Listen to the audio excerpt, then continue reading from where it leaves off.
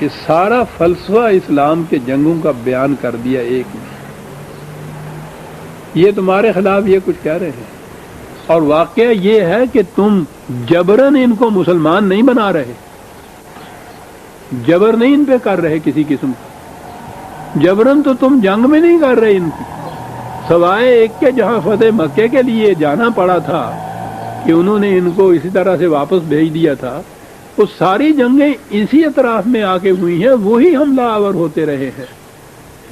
اور پھر تلوار کے زور سے اسلام کے پھیلانا، یہ تو بہت بڑا اسلام کے خلاف اتہام ہے.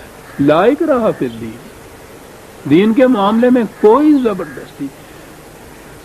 قرآن تو جیسا میں نے آپ کو بتایا ہے، وہ تو ان اعراب کو، بدوؤں کو کہتا ہے جو مسلمان ہو چکے تھے کہ یہ مت کہو کہ ہم مومن ہو گئے ہیں، ابھی ایمان تمہارے دل کی گہرائیوں میں نہیں اترا. مومن نہ کہو، کہو کہ ہم نے اپنے آپ کو جھکا دیا ہے اس مملکت کے سامنے. وہ تو انہیں بھی نہیں مومن مانتا. وہ تو ہم پیدائشی مسلمانوں سے کہتا ہے یا ایھا الذین آمنوا آمنوا، تم بھی ایمان لاؤ. جبر ایمان کے معاملے دو متضاد چیزیں ہیں. ایمان تو امن ہے، یہ جبر میں امن کہاں ہوتا ہے؟ اس کا تو مادہ ہی امن ہے. یہ تو وہ کہتا ہے مومنوں کی نشانی، علامت، خصوصیت یہ ہے کہ اور تو اور آیات خداوندی بھی ان کے سامنے پیش کی جاتی ہیں تو یہ ان پہ بھی اندھے اور بہرے بن کے نہیں جھکتے، سمجھ سوچنے کے بعد تسلیم کرتے ہیں آیات خداوندی کو. اللہ اکبر.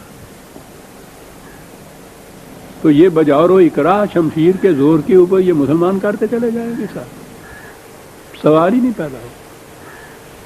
قرآن نے تو جہاں وہ معجزہ آپ سے طلب کرتے تھے کہ کوئی معجزہ دکھائیے تو ہم ایمان لے آئیں، قرآن نے کہا ہے رسول سے کہ کچھ مشکل نہیں ہے ہمارے لیے، جو یہ کہتے ہیں ہم وہ کر دکھائیں. یہ تو ساری کائنات معجزہ ہے ہمارا، دکھا سکتے ہیں. لیکن اس سے تو گویا جبرن مسلمان بنانا ہو جائے گا نا کسی کو، کیونکہ عقل و فکر تو معاف ہو جائے گا اگر اس قسم کی کوئی چیز دکھا دی گئی تو قرآن رسول اللہ سے کہتا کہ کیا تو چاہتا ہے کہ ان کو پھر اس طرح سے جبرن مسلمان بنا لیا جائے؟ ان کو تو ہم مسلمان تسلیم ہی نہیں کریں گے. اللہ اکبر. جنگ کے معاملے میں یہ کہا وما انت علیہم بجبار، ایک آیت ایک لائز کا ایک لفظ سے طے کر گیا کہ حضور نے جتنی بھی جنگیں لڑی ہیں، جتنی غزوات ہوئے ہیں حضور کی زندگی میں یا صحابہ کبار کی زندگی میں، وہ اسلام کو بزور شمشیر پھیلانے کے لیے نہیں تھے. اسے مسلمان تسلیم ہی نہیں کیا جا سکتا جسے اکراہن اس ایمان پہ مجبور کر دیا جائے. یہاں کہا جنگ کے میدان میں کہا ہے کہ کامیابی تمہیں حاصل ہوگی لیکن تم ان پہ اسلام کے معاملے میں جبر نہیں کر سکو گے. قرآن میں یہ ہے کہ دشمن کا بھی کوئی ایک شخص اگر جنگ کے زمانے میں تمہارے پاس امن ڈھونڈنے کے لیے آئے تو اس کو امن پناہ دو. پناہ دینے کے بعد قرآن سناؤ اسے، پھر اس سے خود پوچھ لو. اس کے بعد وہ اگر کہے کہ نہیں صاحب میں تو جانا چاہتا ہوں، تو کہا اپنی حفاظت میں اسے اس سرحد تک پہنچاؤ جہاں پھر اس کے بعد اس کے اپنے آدمی ہوتے ہیں. اللہ اکبر. دشمن پناہ کے لیے آیا ہے، صرف قرآن سنانا ہے اس تک، پھر اس پہ چھوڑ دو. اگر وہ نہیں مانتا، جانا چاہتا ہے تو پھر اس کو وہاں تک خود اپنی حفاظت میں چھوڑاؤ. عزیزہ نے مان اس قسم کا دین دنیا میں اس کی مثال کہیں مل سکتی ہے؟ وما انت علیہم بجبار، جبر نہیں ہے. کر کیا؟ فذکر بالقرآن، بس یہ بات ہے جو کیے چلے گا. قرآن کی باتیں ان کے سامنے پیش کرتے چلے گا، پھر ان پہ چھوڑ دو کہ اپنی عقل و فکر سے یہ فیصلہ کریں کہ ہم اسے مانتے ہیں یا نہیں مانتے. جو مانے گا اس کا بھلا، جو نہ مانے گا نقصان اس کا ہوگا. تمہارا تو کوئی نقصان نہیں اس میں ہوگا. تمہارا تو معاذ اللہ کوئی کاروبار یا بزنس نہیں ہے کہ گاہک کام ہو جائیں گے، نہ ہی تم نے اس مغربی جمہوریت کے ووٹ لینے ہیں کہ کسی طرح سے بنا کے رکھو ان کے ساتھ کہ کل کو ووٹ ملے گا، اس کا سوال ہی نہیں۔ پیغمبر تو پہلی سانس میں جب دعوت کے لیے اٹھتا ہے تو وہ کہتا ہے عبد اللہ، ایک ہی پکار ہے میری، معصومیت صرف خدا کی جائز ہے، کسی انسان کی نہیں، ایک بات تو یہ ہے وَمَا أَسْأَلُكُمْ عَلَيْهِ، اور اسی سانس میں کہتا ہے کہ میں تم سے اس کا کوئی معاوضہ نہیں مانگتا۔ جب اس نے معاوضہ ہی کوئی نہیں مانگنا یا لینا ان سے تو وہ جبر کیوں کرے گا؟ وہ اپنا پارٹی بڑھائے گا، ووٹس بڑھائے گا، گاہک زیادہ پیدا کرے گا، معاذ اللہ۔ کر کیا؟ فذکر بالقرآن، تو یہ کیا جائے۔ اب سوال یہ ہے کہ پھر اس قرآن سنانے کے بعد بھی کون مانے گا اس کو؟ من یخاف وعید، جو اپنے غلط اعمال کے انجام سے ڈرتا ہے وہ آئے گا اس کی طرف۔ تیرا کام تو سنائے چلے جانا ہے، پیش کیے چلا جانا ہے، تم یہ کرو۔ دوسرے مقام پہ بڑا خوبصورت انداز میں بات سمجھائی ہے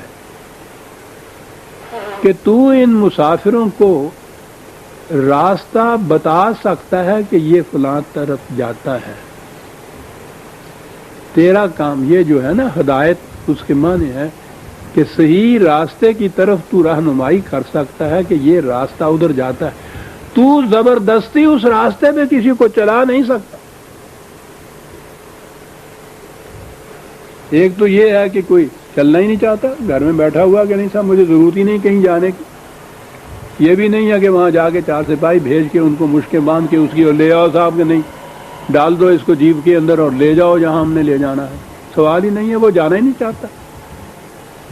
جانے والا بھی اگر باہر نکل کے چوراہے پہ پہنچنے کے بعد راستہ اگر صحیح اس کے سامنے نہیں ہے تو یہ کہا کہ تمہارا فریضہ یہ ہے کہ تم اس کو بتا دو کہ جدھر تم جانا چاہتے ہو صحیح راستہ یہ ہے، اس طرف جاؤ تو جاؤ۔ کہا تمہارا اتنا ہی فریضہ ہے، اگر اس کے باوجود وہ اس راستے پہ نہیں جاتا دوسرے پہ چلا جاتا تو کہنے لگا خسما نو کھائے، ویسے کہنے ہیں پنجابی کی۔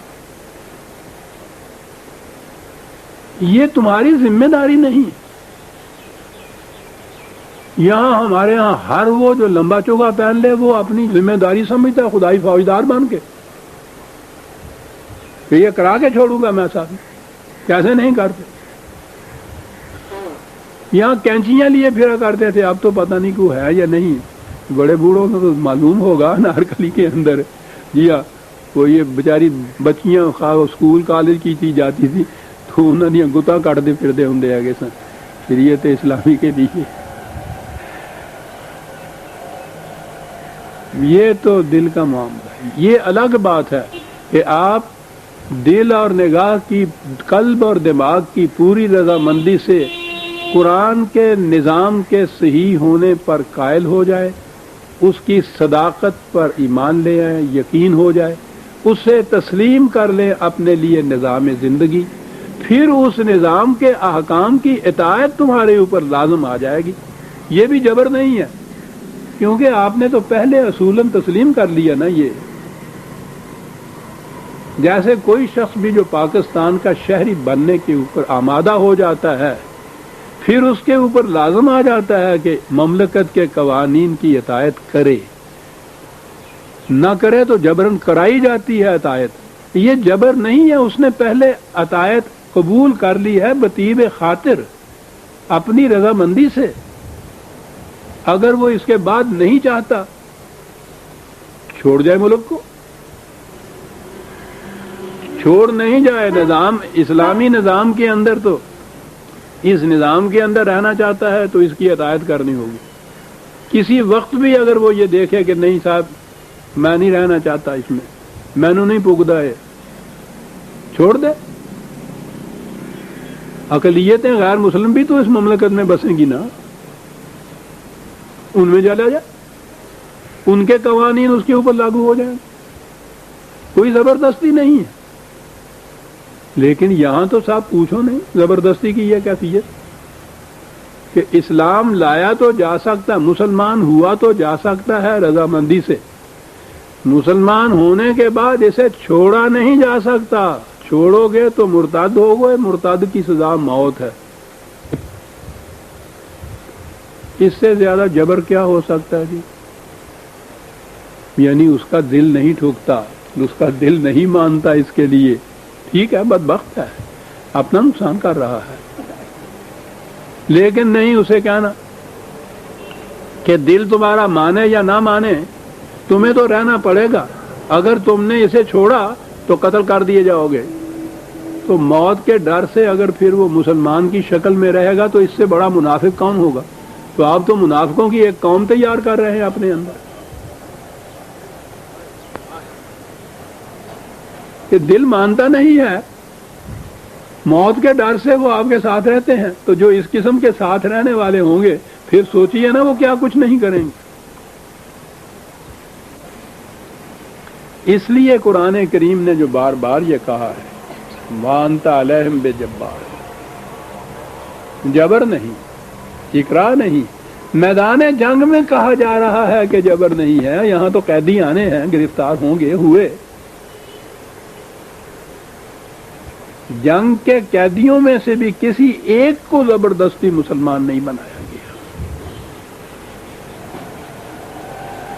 یہ اصول بھی نظام سیاست میں یا جنگ کے نظام میں قرآن ہی کے یہاں سے آپ کو ملے گا کہ جب جنگ کے قیدی تمہارے پاس آئیں تو انہیں اپنے قیدیوں کے بدلے میں رہا کر دو، یا ان کا کوئی فدیہ لے کے ان کو رہا کر دو، اور اگر ایسی صورت نہ ہو، تمہارے ادھر قیدی بھی نہ ہو اور ان کا وہ فدیہ بھی، الا منن او احسان، تو پھر احساناً ان کو رہا کر دو۔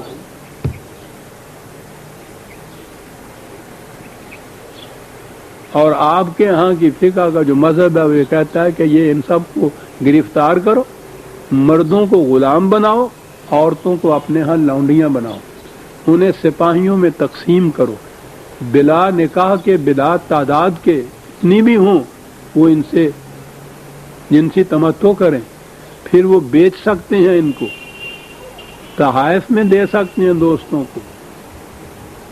یہ جنگ کے قیدی اندازہ لگائیے کہ وہ ان میں سے کس کس قسم کے کوئی شریف انسان، شرافت مآب عورتیں بھی ہوگی۔ یہ ایک شہر ہے، اس پہ غلبہ پا گئے، اس سارے شہر کی آبادی آپ کے ہاں کی گرفتار ہو گئی، قیدی ہو گئے، وہ یا جنگ کے قیدی ہو گئے، تو ان کے ہاں کی مردوں کو غلام بناؤ، عورتوں کو لونڈیوں بناؤ، لونڈیوں کو پھر یہ کچھ کرو۔ آج آپ کے ہاں کی تفسیروں میں یہ لکھا ہوا ہے۔